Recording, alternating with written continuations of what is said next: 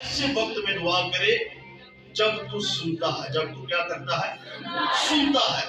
और आज वक्त है कि हम उससे मांगे और वो हमारी दुआ का जवाब देगा। हालेलुया। तीन दान का मतलब है रास्तबाज। तो मेरे साथ मिलकर निकालिएगा दूसरा करंथियों का खत है, उसका 5वां बाब और उसकी 21वीं आयत मुकद्दसा से हम खुदा के कलाम मुकद्दस में से तिलावत करेंगे। बुलंद आवाज के साथ कोई भी जो है वो पढ़ने में रहनुमाई कर सकता है। दूसरा करंथियों उसका 5वां बाब और उसकी 21वीं आयत और 6ठे बाब की पहली और दूसरी आयत। खुदावंद के जिंदगी बख्श कलाम में लिखा है, जो गुनाह से वाकिफ ना था उसी को उसने हमारे वास्ते गुनाह ठहराया, ताकि हम उसमें होकर खुदा की रास्तबाजी हो जाएं। और हम जो उसके साथ काम में शरीक हैं, ये भी इल्तिमास करते हैं कि खुदा का फजल जो तुम पर हुआ बेफायदा ना रहने दो, क्योंकि वो फरमाता है कि मैंने कबूलियत के वक्त तेरी सुन ली और निजात के दिन तेरी मदद की। देखो अब कबूलियत का वक्त है, देखो ये निजात का दिन है। आमीन। खुदावंद का जिंदा कलाम पढ़े और सुने जाने की वसीला से खुदावंद हम सबको बरकत दे कि आमीन।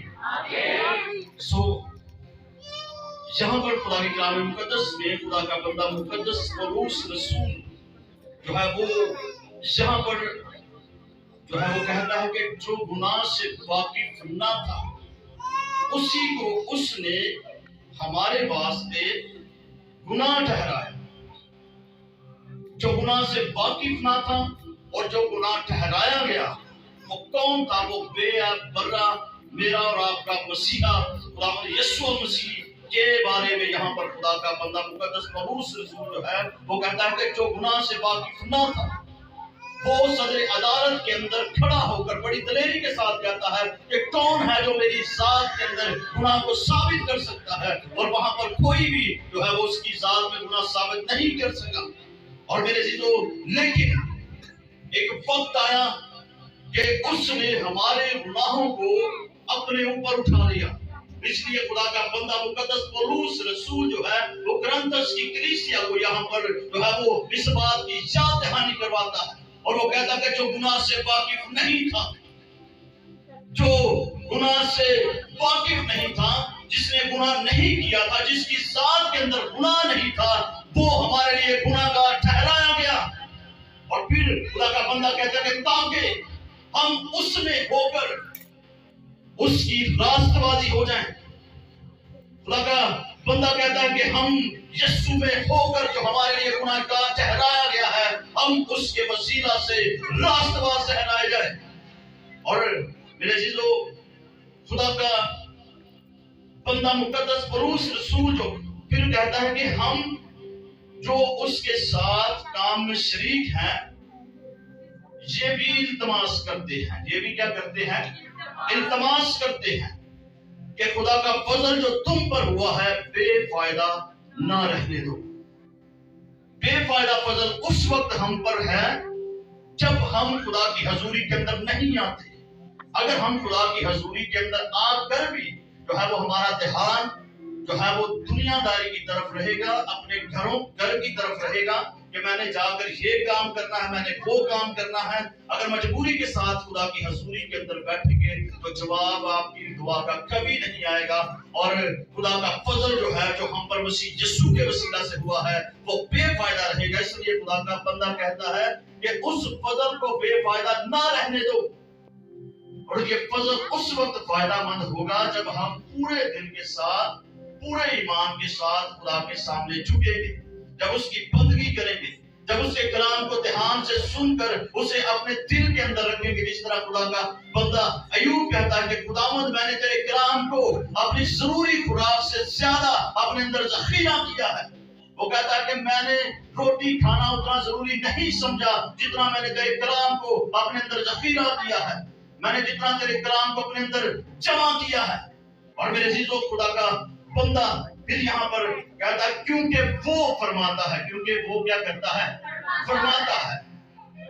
खुदावंद यीशु मसीह के बारे में वो यहाँ पर कहता है कि वो फरमाता है कि मैंने कबूलियत के वक्त तेरी सुन ली। मैंने कबूलियत के वक्त तेरी क्या कर ली? सुन ली। میں نے قبولیت کے وقت تیری سن لی اور نجات کے دن تیری مدد کی. نجات کے دن تیری کیا کی؟ مدد کی. جب کوئی شخص، جب کوئی بہن، جب کوئی بھائی جو ہے، جب وہ خدا کے کلام کو قبول کر لیتا ہے، اس کے لیے وہی دن جو ہے وہ نجات کا دن ہے. ہاللیلویہ. جب وہ خدا کے کلام کو ایکسپٹ کر لیتا ہے، اپنا ارادہ پکا کر لیتا ہے کہ میں نے خدا کے ساتھ چلنا ہے، اب میں نے برا کام نہیں کرنا، جب وہ پورے دل سے، پورے طور کے ساتھ توبہ کرتا ہے، یسوع مسیح کے بہائے ہوئے لہو پر ایمان لے آتا ہے، تو خداوند یسوع فرماتا ہے کہ میں نے قبولیت کے وقت تیری سن لی اور نجات کے دن تیری مدد کی. پھر کہتا ہے کہ دیکھو اب قبولیت کا وقت ہے. دیکھو اب قبولیت کا کیا ہے؟ وقت ہے. جب ہم خدا کی حضوری کے اندر ہیں تو وہ وقت قبولیت کا ہے. اگر ہم خدا کی حضوری کے اندر آ کر چپ کر کے بیٹھ کر اسی طرح چلے جائیں گے، اپنے لبوں کو نہیں کھولیں گے، اگر نہیں مانگیں گے، تو کبھی بھی ہم کچھ بھی حاصل نہیں کر سکتے. یہ بھی جانتا ہے کہ ہم کن چیزوں کے محتاج ہیں، لیکن وہ یہ بھی کہتا ہے کہ مانگو گے تو دیا جائے گا. مانگو گے تو کیا ہوگا؟ دیا جائے گا. جب تک کوئی مانگتا نہیں اسے ملتا نہیں. جب تک کوئی مانگتا نہیں اسے ملتا نہیں ہے. اور ہمیں مانگنے کی ضرورت ہے. ہمیں مانگنے کی کیا ہے؟ ضرورت ہے، کیونکہ آج قبولیت کا وقت ہے. ہاللیلویہ. اور میرے عزیزو، خدا کا کلام ایک بات پر ہم غور کریں گے کہ وہ کہتا ہے کہ خدا کا فضل جو تم پر ہوا ہے بے فائدہ نہ رہنے دو. اور بے فائدہ یہ اس وقت ہے کہ جب ہم اپنے جاب پر ہوں، کسی باہر کسی پلیس پر ہوں، تو کوئی ہمیں کہے کہ تم تو مسیحی لگتے ہی نہیں، تم تو مسیحی لگتے ہی نہیں. تو پھر ہم کہتے ہیں کہ ہاں یہ صحیح میری پہچان ہے، صحیح میری کی پہچان ہے. میرے گھر میں تو کوئی مجھے اہمیت نہیں دیتا، لیکن اگر اس وقت جو ہے وہ ہمارے لیے افسوس کی بات ہے کہ ہم اس کی بات کو سن کر خوش ہوں، بلکہ ہمیں یہ کہنا چاہیے کہ مجھے یہ فخر ہے کہ میں ایک مسیحی گھرانے کے اندر پیدا ہوا ہوں، میں مسیحی گھرانے کے اندر پیدا ہوئی ہوں. اور پھر خدا کا فضل جو ہے وہ ہمارے لیے فائدہ مند ہوگا. اگر ہم اس بات کو سن کر خوش ہوں گے اور اپنی پہچان کو چھپائیں گے، تو یسوع مسیح کا جو فضل ہم پر ہوا ہے میرے عزیزوں وہ کسی کام کا نہیں ہے، وہ پھر بے فائدہ ہے. اور خدا کا کلام فرماتا ہے کہ جو فضل خدا کی طرف سے مسیح یسوع کے وسیلہ سے تم پر ہوا ہے، اس فضل کو بے فائدہ نہ رہنے دو. ہم نے اس فضل سے فائدہ اٹھانا ہے. ہم نے جو ہے وہ اس فضل سے جو ہے وہ اپنی زندگی کو ہم بچا سکتے ہیں. ہم اور بہت سارے اپنے مسیحی بہن بھائیوں کو سیو کر سکتے ہیں. اور میرے عزیزو، خدا کا کلام جب ہم غور کرتے ہیں تو یسوع مسیح کے ساتھ جو ہے وہ دو ڈاکو جو ہے وہ شریف پر تھے. ایک ڈاکو دائیں طرف تھا اور ایک ڈاکو بائیں طرف تھا. اور ایک بائیں طرف والا جو ہے وہ یسوع مسیح پر لان تان کر رہا ہے. وہ یسوع سے کہہ رہا ہے کہ اگر تو مسیح ہوتا، اگر تو خدا کا بیٹا ہوتا تو خود بھی بچتا اور ہمیں بھی کیا کرتا؟ بچاتا. یسوع نے کوئی جواب نہیں دیا اسے. لیکن جو دائیں طرف ڈاکو ہے اس نے فائدہ اٹھایا. اس نے کیا اٹھایا؟ فائدہ اٹھایا. وہ کہتا ہے کہ اے خداوند، جب تو اپنی بادشاہی میں جائے تو مجھے کیا کرنا؟ یاد کرنا. مجھے کیا کرنا؟ یاد کرنا. تو یسوع نے اس سے کہا کہ تو آج ہی میرے ساتھ فردوس میں ہوگا.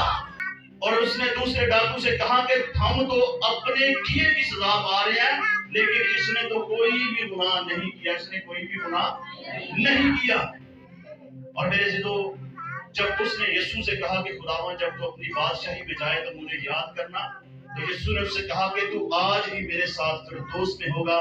وہ قبولیت کا وقت تھا اور اس کی دعا سن لی گئی. اس کی دعا کیا ہو گئی؟ سن لی گئی.